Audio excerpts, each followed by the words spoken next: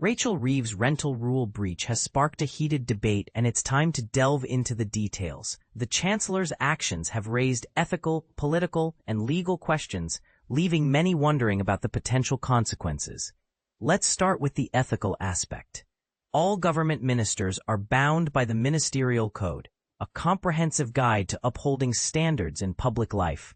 A breach of this code has led to ministerial resignations in the past, including the recent departure of Angela Rayner.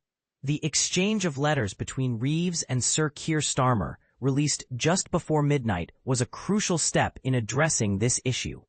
The Prime Minister consulted Sir Laurie Magnus, the independent ethics advisor, and they agreed that no further investigation was necessary, citing Reeves' apology and prompt action to rectify the situation. But here's where it gets controversial. Is the Prime Minister's position that the apology suffices, or is it an acknowledgement that the Chancellor broke the code, and the apology is the resolution? This distinction is crucial, as it sets a precedent for future ministerial conduct. Now, let's shift our focus to the political implications. The Conservative Party is sensing an opportunity to exploit a perceived vulnerability. They argue that there's one rule for the Chancellor and another for everyone else.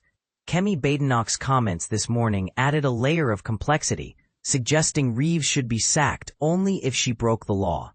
This demand is a strategic move, as the Conservatives have refrained from calling for her dismissal despite their criticism of her economic stewardship. And this is the part most people miss: the legal dimension. Will Southwark Council take action against Reeves for the licensing issue? We're still awaiting an answer. In this niche area of housing law, the authorities' response to similar scenarios involving non-politicians is unclear. A previous Freedom of Information request revealed that councils have levied fines for non-compliance, but the level of enforcement varies across the country. The Chancellor's camp maintains that her letting agent assured her of their guidance, which she relied on. Would this typically be considered a reasonable excuse? We're seeking expert opinions to clarify this point. Beyond the technicalities, there's a risk that this episode reflects poorly on Reeves' personal and political judgment. Given her support for the expansion of selective licensing in her own constituency, the question arises: should a prudent Chancellor have been more diligent in ensuring compliance?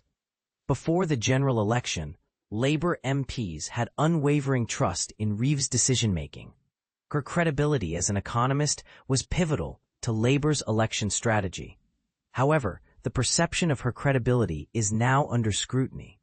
Even if this row fades away, the upcoming budget presents a significant challenge. Will Reeves' credibility be restored, or will this episode continue to cast a shadow over her tenure?